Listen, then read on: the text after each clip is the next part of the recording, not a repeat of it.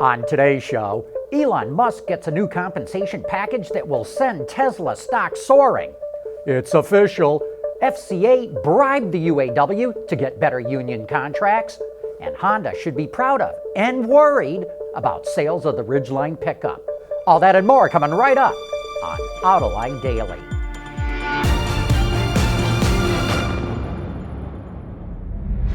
This is Autoline Daily, the voice of the automotive industry. Tesla's stock price continues to confound the critics. It's up $30 a share just this month alone. And here's something that will probably send it even higher. Tesla just changed Elon Musk's compensation package, and it's an all-or-nothing deal. Either he drives the price of the stock a lot higher, or he gets paid nothing, nada, zilch. He also has to grow revenues and gross profits. But if he does, he'll make tens of billions of dollars. And this sends a strong message to the investment community. Elon is all in when it comes to boosting Tesla stock.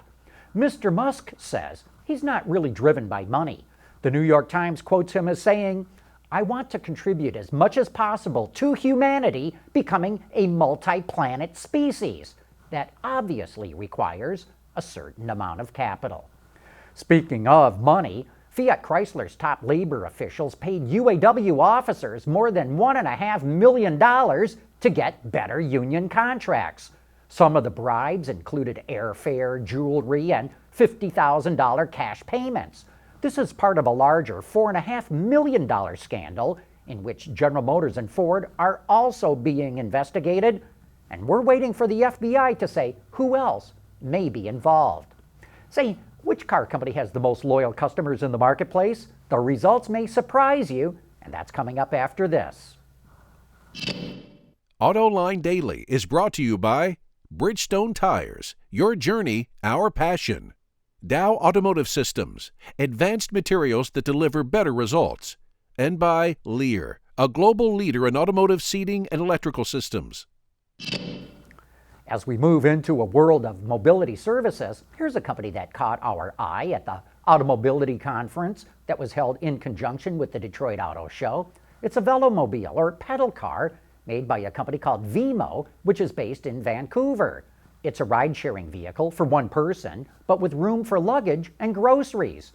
Even though you pedal, it has electric assist that's good for 60 miles, but it's speed limited to only 20 miles an hour. It even has disc brakes and power windows. It'll fit on any bike path, and thanks to its enclosed body, you can use it in almost any kind of weather. Veemo charges 20 cents a minute, and most people use it for 15 minutes, meaning the average ride costs about $3. You know, there's all kinds of automotive awards, but one of the best ways to measure who makes the best cars is to measure how many customers come back and buy another one.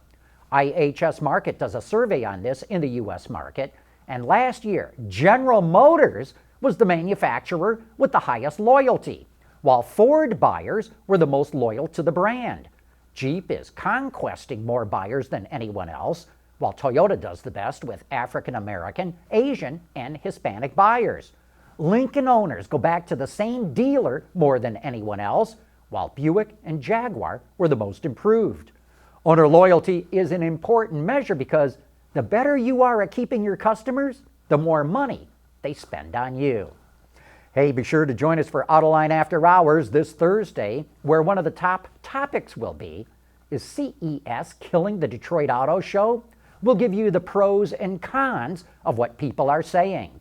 So join Gary Vasilash and me for an insider's view of what the top people in this industry are talking about. And coming up next, the Honda Ridgeline now has a full year of sales under its belt. So how's it holding up? Last year was the first full year of sales for the redesigned Honda Ridgeline. So how'd it do? Sales came to nearly 35,000 pickups, which was up substantially from the year before, but that was when the truck was only on sale for part of the year.